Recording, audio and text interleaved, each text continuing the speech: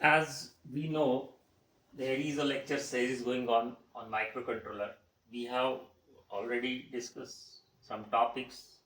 Now we'll be working on lecture number 10. Actually, this is just a continuation of the same topic, that is 8051 memory interfacing. This topic is lengthy, so I have split it into number of lectures. But this is important to understand because we can easily this gives us a better idea about many instructions, and we get a better idea about the memory areas. Okay, all see, 8051 has internal memories we discussed in previous lecture. So it has internal RAM, internal ROM, but in some application that memory is not sufficient, so we need to interface the external memories. So we discussed about the address bus, data bus, control signals in previous lecture. One more thing that needs to be discussed is a decoder IC, which is useful in many applications where we have multiple chips. Suppose you want to interface 2 kilobyte of RAM, for example, to 8051, but the available standard chip is 1 kilobyte. So we have suppose 1 kilobyte chips available and we need 2 kilobyte. So this is something expansion, what we can say. Available is 1 kilobyte and you need 2 kilobyte. So what you will do, you will need 1 kilobyte chip, two numbers like this. Okay, so here the system will look like this. Suppose 8051 is there, and we can have data bus, common data bus. Now, how to split the data actually from address, that we'll discuss in detail. Assume that we have a separate data bus available here, D0 to D7. So that will go to both the chips. Okay.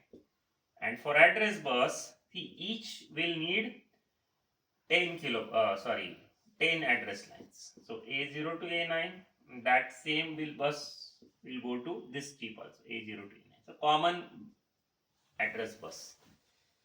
We can assume that this is a common line, and to this common line both the chips are connected. Since both are 1 kilobyte, each will need 10-bit address bus. Now comes the time, see, common read signal, yes, it should be there. Common write signal, it should be there. That will also go here, read and write. Okay. But the important thing is that chip select logic. See, both the chips will not be selected at the same time. If suppose microcontroller is working with the first chip, at that time this is not getting selected. If it is working second chip, then this will not be. That job will be handled by decoder. Now how decoder will help here? Now we'll discuss decoder first. I'm just telling what is the need of decoder. Now why decoder is important, that is what here is the application. Now how to select the chips, that will be done with the help of decoder.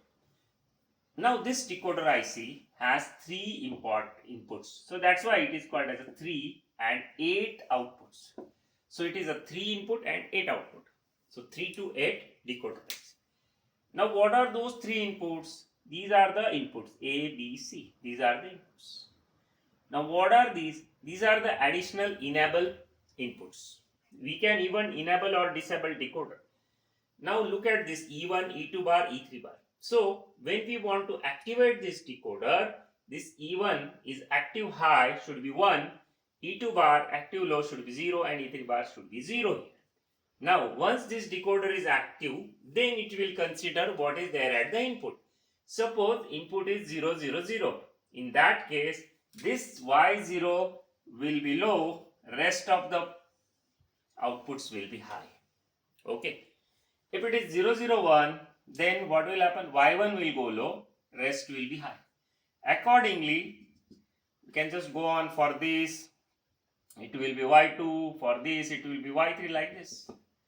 For the last possible, that is 1, 1, 1 at these, what we can have, this will be low, rest will be high. Okay, so Y7 will be low. So according to the input, it will activate one of the output. Okay, activate means active low, this bubble is active low. So that particular output will be low, rest will be high. Now how we can use this in our application here, that we'll discuss first. What we'll do,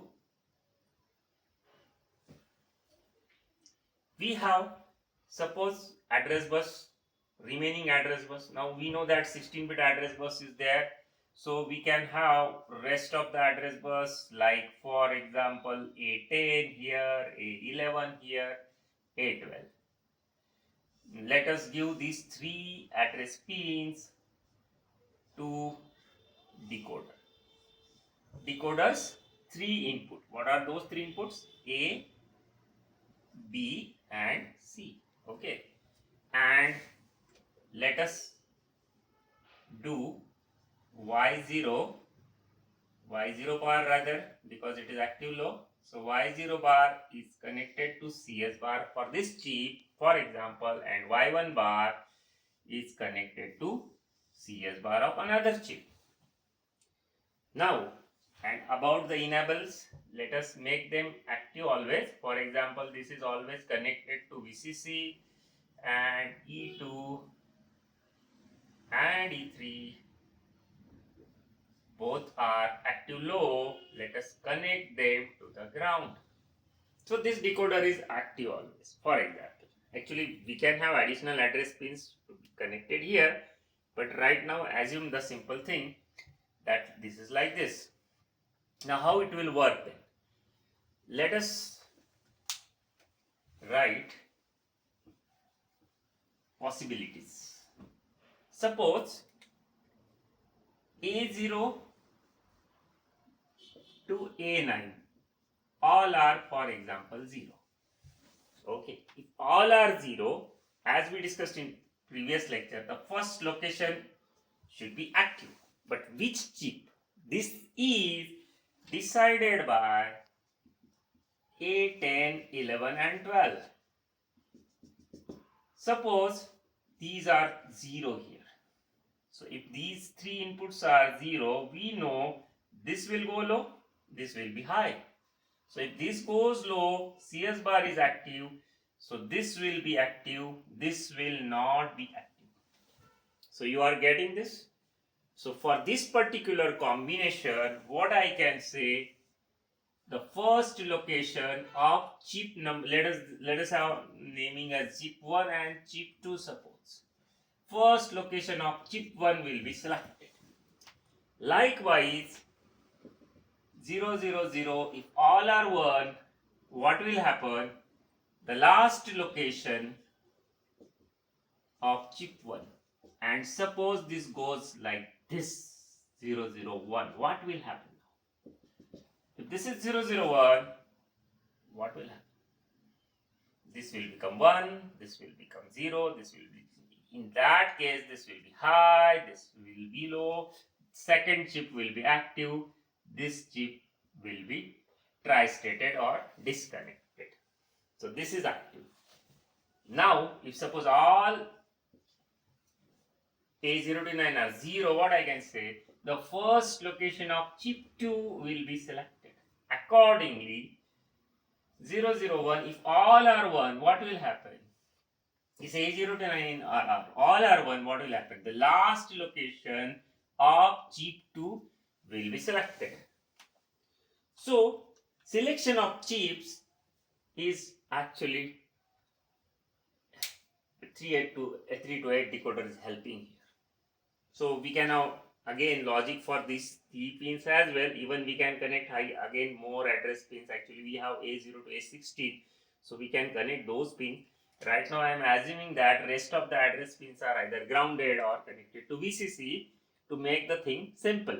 So, for this memory interfacing, we need decoders and one more thing, that is latch. Yes, now we'll discuss the full-fledged, you can say, design of how to interface the memories with the microcontroller. In that case, we'll take help of decoder, we'll take help of latch. See, for separation of address and data, we need a latch, as we discussed in pin diagram, even we discussed in previous lecture also. See, those who are not getting this table, actually they should see my previous lectures, maybe lecture number 9, part 1, part 2, where I have explained how this addressing, why this 10-bit address bus is needed for 1K, taking a very simple example of just 8 byte RAM and up to you can say 1 kilobyte, 2 kilobyte and so on. So this is first the important you can say for this particular lecture, I want to focus on 3 to 8 decoder. What is the use of this 3 to 8 decoder? So I can say, looking at this truth table, 3 to 8 decoder is useful for selection of chips. If suppose you don't give this type of input at these enable, even suppose you make this as 1, what will happen? Then there is no use, or the IC will be not looking at what you are giving at ABC. It will treat this as a don't care, and all the outputs will be high, so nothing will happen, no chip will be selected. So this enable should be properly, bar means this should be low, this should be low, this should be high, and according to this ABC, then Y0 to Y7 will be active depending on what is at the input. Okay, so this I'm just completing this role of decoder and just completing this lecture number 10.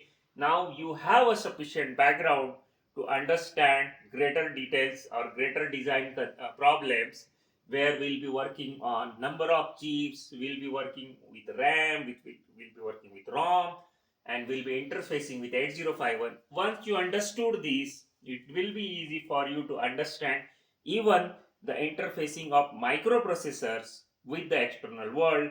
For microprocessors, this interfacing is must, because microprocessors don't have the internal RAM or internal ROM, this type of thing. Okay, they have only registers. For microcontrollers, actually, this is rarely needed, because microcontrollers have internal RAM and internal ROM, as we discussed in previous lectures.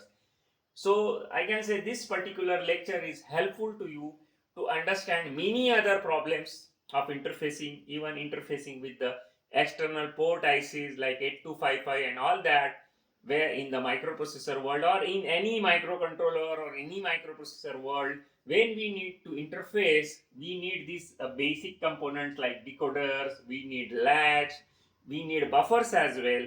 So the basic concepts are same irrespective of the microprocessor, microcontroller you are using. Thanks for watching this. Now we'll be going in more detailed problems in next lecture.